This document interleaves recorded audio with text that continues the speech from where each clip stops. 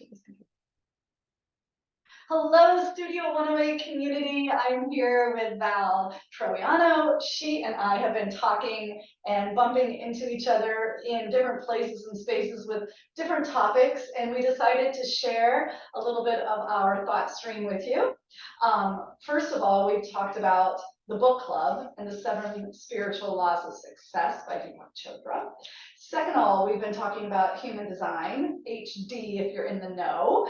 And third of all, I had a question about a photograph that I had taken with a couple of friends and why I looked sort of blurry fuzzy in the photo and they looked really not blurry fuzzy. So we've had a few conversations, and I went to Val for answers, and I want to share her thoughts with you, because it's really a cool, interesting journey when you start opening your mind to look at things from different angles, when you start integrating different things that you're experiencing and bumping into and thinking about. And today's the day. Let's play a casserole. Hot string casserole. It's got to be nice and warm and rich and cozy. Cool and cozy on this winter day. It's not that bad outside, but still, it's damp, it's gray. Yeah, if you gave me the couch, I would say thank you. Yeah. Hello. Okay, but anyway, we're here. We're happy to be here. And it is cozy in here. It is definitely here at Studio 108. Always cozy. Yes, it is. All right, so where are we starting? We're going to talk today about the different auras of the different types. So design types. In human design, there are 4 categories or types of energy systems, and the auras of each of them are different. And so let's say that we're going to take at first shot the manifester. Okay. Manifestors are not only 9% of the population, and Tracy's, you're a manifester. 9% of the population. That's not a lot. Right. 9% of the population, it means that you are a motor is connected to your throat. And in human design, we're talking a motor is connected to my throat. Right. Yeah. Doesn't it? So if you're in Warrior 2 and you're wondering why, shut up. Say it's a motor. It's by design. It's by my human instrument design. Yes, it's your energy, and it is the way you are today. And there's nothing wrong with that. As a matter of fact, during Kundalini, when I'm doing something odd for a long time, especially with Breath of Fire, I just love that quality in you, because you talking us through it just helps so much. Yeah. Well, the throat is the manifester. The throat, and so when a motor is connected to the throat, that individual can initiate things, can actually make things happen. And that's unique to the manifester, because as I'll explain, each design is different. But how does that affect the aura? Well, that is the aura, because our energy that we're using is what creates that auric field. We're one with the aura. Mm-hmm. So in a manifester, the aura is tight and it is impenetrable. Now, not to be penetrated. That's right. Interesting. Right. Now, why would that be? Well, the manifester has a big job in the world, and the manifester needs this boundary around them. Because as we will go through the different types, you will see that there are very penetrating types of auras. Mm-hmm. And the manifester is the only one that really is an initiator. Now, our culture does not teach us that. Our culture teaches us that we're all manifestors. Right. And the other thing that comes to mind is even a manifester not being appreciated as a manifestor or not learning how to work with that energy. Like I know what you're telling me is the stronger my aura gets, the more blurry I'm gonna get. Right. Because it holds itself so close That's to my right. skin. That's right. So what I'm actually seeing, even though it's not transparent and translucid, what I'm actually seeing is the strength of my aura in the moment. So Right. it's gonna get a little blurrier as I get more Right. in a deeper experience of myself. But I know that for a lot of years, I didn't have my energy organized tight to myself, and I didn't have, so my aura was very like chaotic. Yes. Like it was like granola cereal, like lumpy and chunky. And I would drop things, I would break things, I would get into accidents, I would cut my finger every time I looked. I would stub my toe and it would bleed through my little white tennis shoes. It's like when that aura wasn't cared for, when I wasn't practicing in a way that made that aura strong and impermeable, right? Yes. Then I was too vulnerable. Right. Exactly. It's a like a barrier because you have a very important job to do, and that is receiving inspiration and bringing it out into the world. And I liked what you said about the aura because it is true that an aura will be chaotic when you are out of alignment. Gotcha. So in human design, everything is about alignment, and how alignment happens is by using your authority and your strategy. And there's a lot of different authorities. Well, not a lot. I mean, there's sacral authority and emotional solar plexus authority. There's also a splenic authority and a self authority, and there is a mental projection authority. In your case, you are an emotional manifester. So your authority is your solar plexus and how you feel about things. So if you are not in touch with how you feel about things, then the aura does become chaotic. And if you're not in touch and using how you feel about things, then your aura is splayed, right? Because there's a certain amount of uncertainty. In human design, it's the body that holds the wisdom for the vehicle. Gotcha. Okay. So what I'm thinking back to is like just being who I was culturalized to be, Right. which was actually out of alignment for my truth at that time. Mm-hmm. So it's not even like we need to feel bad about that. It's like part of our growth and our development to quote figure it out. Right, right, and that's what that is the whole point of human design.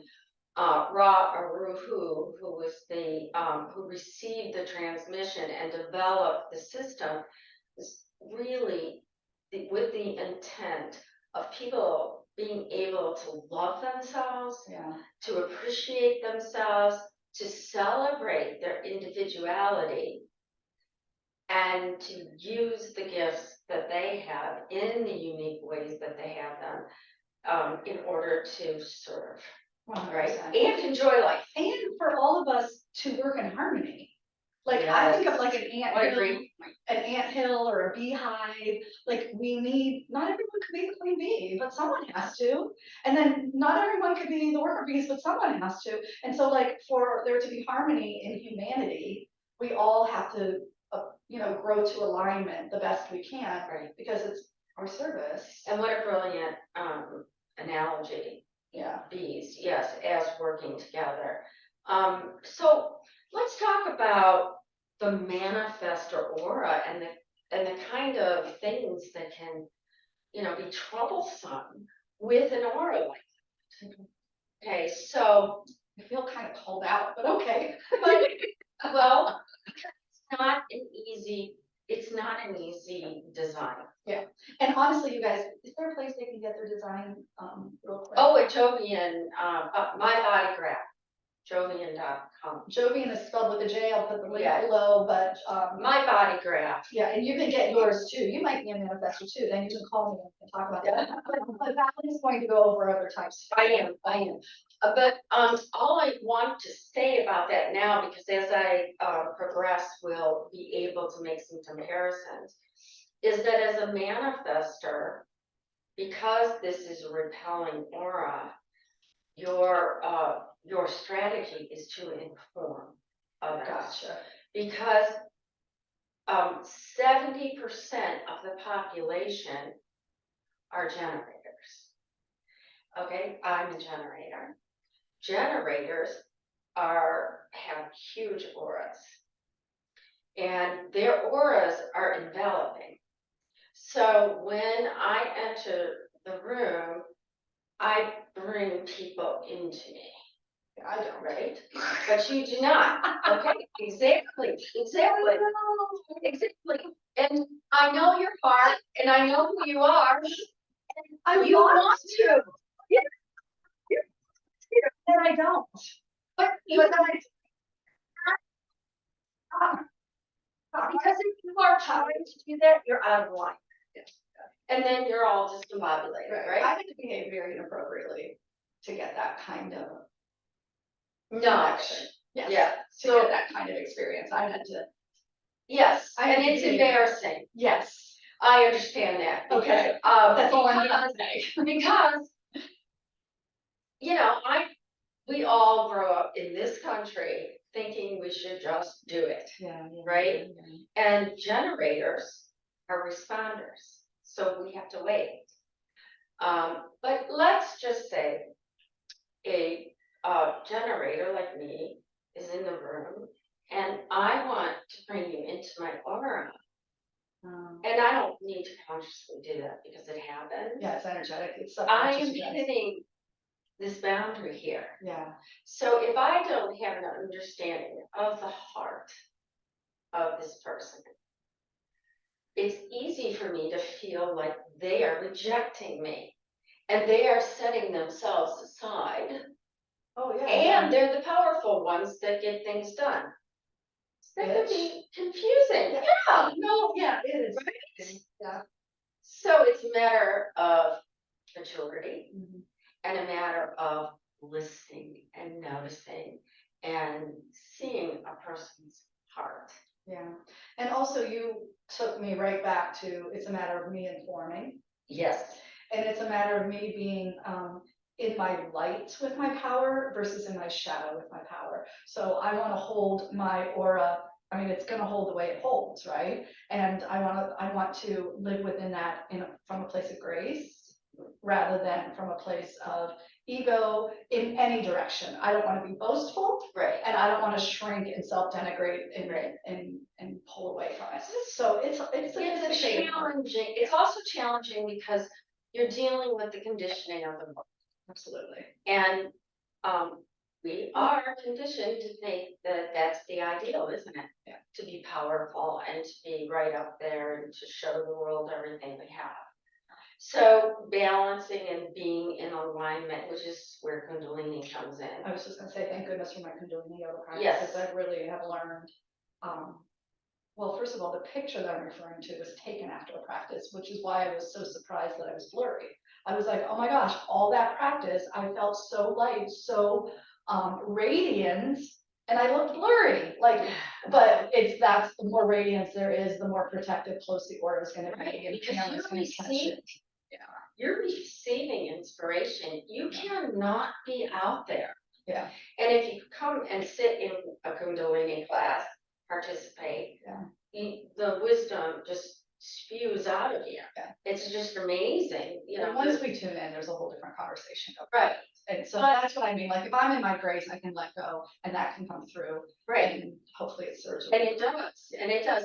But there's also inspiration that's coming to you all the time. Because, I have this idea. I have this idea. I might have those ideas, but until I have something to respond to, those ideas are just that. Whereas you may have those ideas and you can actually start them up. Yeah, but I can't maintain them, you know, so let's No, talk about the other types, they because are I need the rest of my hive. That's important. Yeah, I need the rest of my hive. 'Cause I That's, can't oh, do it. absolutely, and I think human design shows how much we do need each other. Mhm. And this 70% of the population being generators there's, actually, there's some categories of generators, and that is, there's a manifesting generator, a pure generator, which is a sacral generator, and then there's an emotional generator, and then there's an emotional manifesting generator. And those categories are, let's say a pure generator receives their authority through their sacral being, which is your energy system, Okay. right? So these are when the yes or the no's come in, and do you want to do this? Do you want to do that? And It it's, comes from the gut. again, it's in the body, and that's one of the things that I noticed in the book club that we just did with the 7 spiritual laws of success by Deepak Chopra is that he was talking about listening in, and he had said in the heart, well, inside of each of us is an authority, and it is in the body. It's not in the mind. So my authority and your authority, because you're an emotional manifester, is about, how do I feel this? And the sacral pure generators or pure manifesting generators, they can really just get that in a moment. And then there's splenic. Now we're talking about generators, so we're going to stick with the solar plexus emotional generator as well as the sacral pure generators. Their aura is big, and it depends. There are also some placements that can actually even blow the aura up bigger. So we come into a room, and sometimes we're too much, even. Yeah. Right?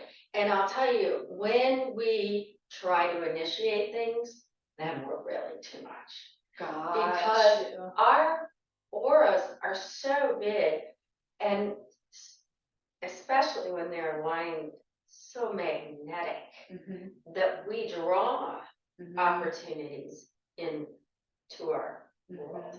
Now, how would I be drawing an opportunity in? Well, I didn't initiate this podcast. You're right. She never said, Tracy, can we do a podcast? So Tracy, we've had some great ideas. How about a podcast? I initiated it. And so I'm in alignment. So when I said, hey, Val, how about a podcast? I think they probably said tomorrow.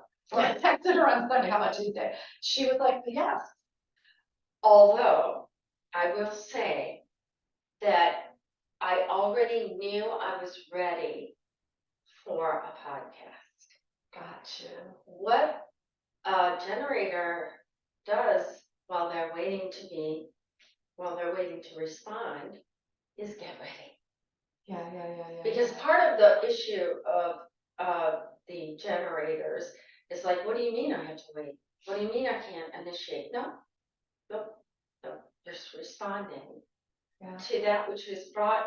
Your aura will pull things in. You guys, DJ Taz is a DJ for yoga teachers, like internationally big names, and he was in Chicago for a lot of years. And if you have been following me for a long time, then you remember I had him into the city, and we did something down in Akron in one of the downtown buildings and stuff.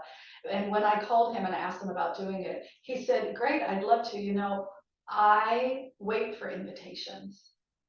And probably a generator, right? Yeah, he's a generator, and he knew, and he's like, I don't go out and market myself and advertise for this. He's like, I wait. But while he's waiting, he's energetically sending out the signal, I'm open, I'm available, I'm ready for this. It's like the flower just opens up their petals and like lifts their pollen up and waits for the bees to come, the butterflies to come. They don't start calling the bees and butterflies, looking around, whacking them with a leaf to bring them closer. They're just like, they just offer it and it comes. Right. Yeah. You prepare yourself. You know what you have to offer. The goal for the generator is to master things. And so you're not really waiting. You're getting ready. Yeah. You're always getting ready. So this what we say though when you may inform, Mhm. let's say you choose not to inform and then just go and do things, you are actually like pushing outside of your aura, right? So you're out here. Mhm. That's discombobulating, right? Mhm. Yeah, That causes issues. right. If I decide that I'm going to initiate something and I'm not in response, it just comes from, oh, this is what I'm going to do.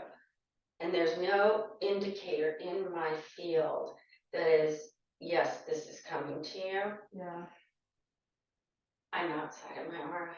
gotcha. That's, we want to be in our Mhm. aura. We can expand our aura Mhm. by, And we interact with each other now. that's right, our auras come together. We cooperate. Right. It's a relay. It's like, Right, it's all an energetic conversation. that's right. Remember the day we were standing in the front room with Christy and you guys were like talking about a book and I was like, I thought we should maybe have a book club. And they were like, yes. And I'm like, will you? And they were like, yes, Tracy, go do it. It was like, yes, they were stepping forward. They were waiting for that conversation and it took all of our energy cooperating together. I mean, it took me 2 minutes to put it on the website, but only because you guys were willing to do it. I couldn't like do Right, anything because else. Yeah. manifestors need generators Yes. and projectors and reflectors because no one operates one. So the two gals I was standing with had very obvious halo aura on them. They're generators. Mhm. Okay. Yeah. Then tell us about reflectors. Do you wanna Well, do that let's talk about projectors next. Because projectors are 20% of the population, next? Okay. and projectors have an aura that is single-minded. Interesting. So their aura is sort of goes out in like a cone or a triangle out, An like, arrow or something. right, Yeah. and projectors are really good, and I referred to them before as like the talent agents. Gotcha. And I have one projector as a client who's been a travel agent. She's had businesses where she sells things. What the projector does is become an expert at what it is that's very interesting to them. And then they have the ability to focus on what a person needs. Okay. Gotcha. And the person that gets their focus, and when this energetic occurs between people because of alignment, the projector becomes a great source of information and wisdom and guidance for people. Mhm. So they are very unique in their aura also. And then we have the reflector, and the reflector has their whole body is open. Now reflectors are a very small portion. 1% of the 1%. population. So 70% generator, Mammy varieties, Right. 9% 90% manifestors, 1% reflectors, 20% projectors. Mhm. Interesting. Okay, sorry. So reflectors reflect back what is happening in groups, in relationships, in environments.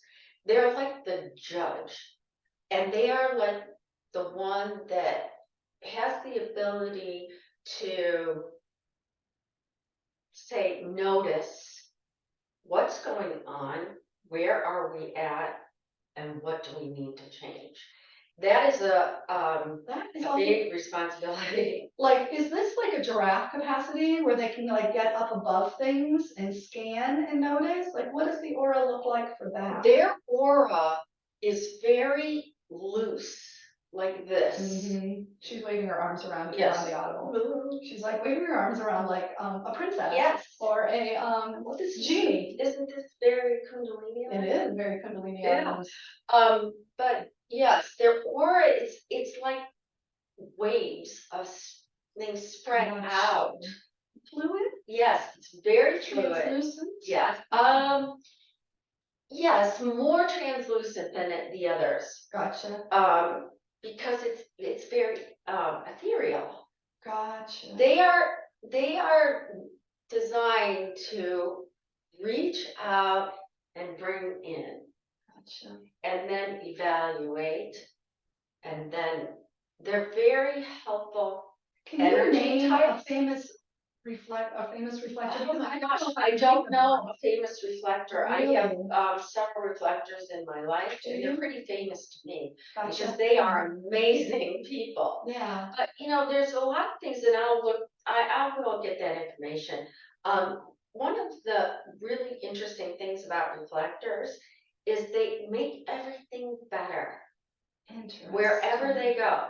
And there are stories about reflectors like being invited in just for that. They have a way of bringing Synthesizing. some kind of comfort and calmness and unity, harmony Mhm. into an atmosphere and in between people, and usually people love them. Of course. Well, also it's a great experience to be with them because they actually reflect back to you who you are. Yeah. So you're receiving a lot. Yeah. But so all these energy types have a job, right? Initiation.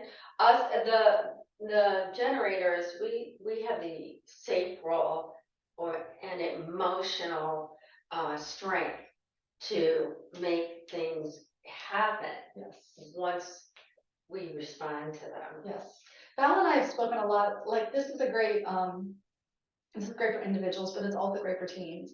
And so like we've spoken a lot about me as a manifester and how to gather team and share with team and celebrate team for just a cooperative experience of, studio growth and development here. Right. And it's been a really fun, like it was my intention that I didn't teach all the classes here. That was my intention.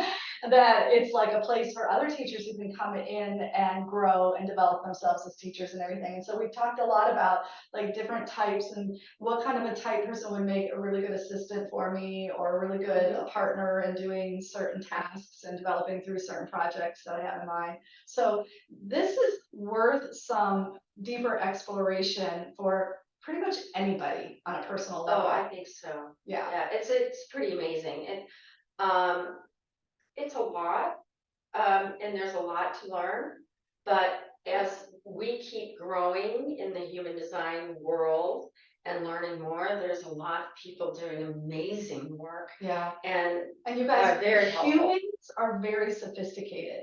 And so in the past, we've had very singular, very simplistic ways of understanding tagging and labeling and understanding ourselves. This is more complicated. So you'll want a couple sessions, but it's really interesting when Val starts diving into your design and giving you guidance on how to utilize your personal energy to align and to have flow in your life. I don't want to use manifestor words because, No, I have you mine use great. experience. So I want to use words that no matter what your design is, Yes. you're looking for alignment to that design and flow of energy within that.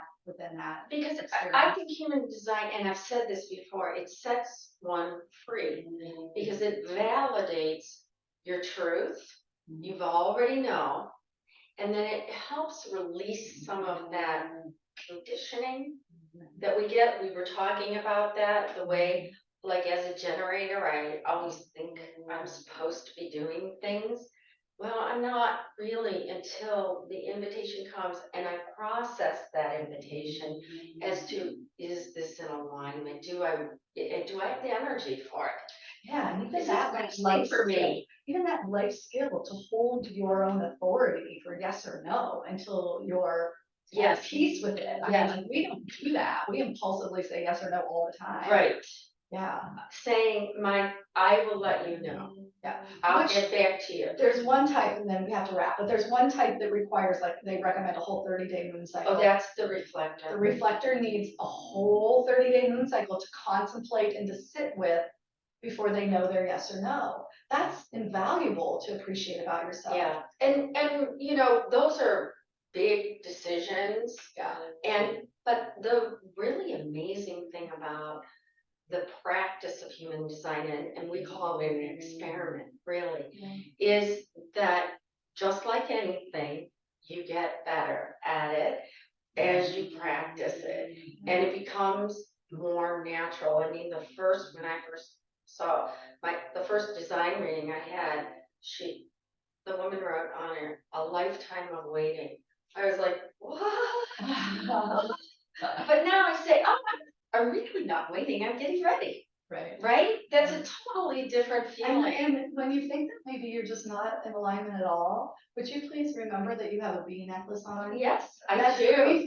So you are so aligned, because that's just us in the Yes, whole and you know I never wear jewelry to Kundalini. That's crazy. But I just practiced. I was drawn to wear this today. Yeah. So you're in perfect alignment. And I am in alignment. I'm in alignment because I'm working at me. And because alignment has incredible value for not only the world, but also for our own physical well-being, our emotional well-being.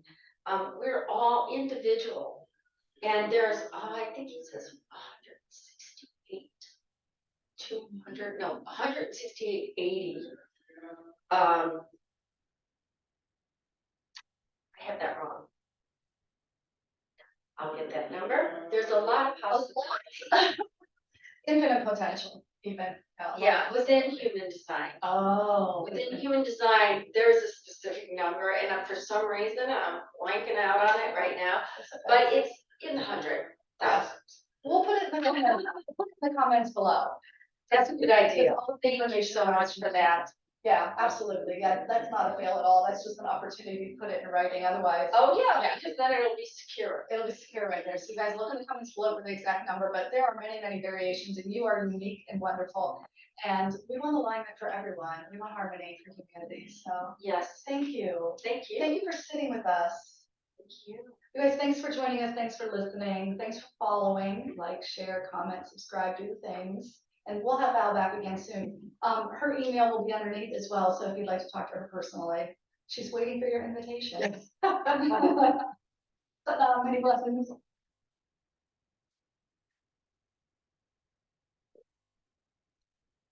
Hold on.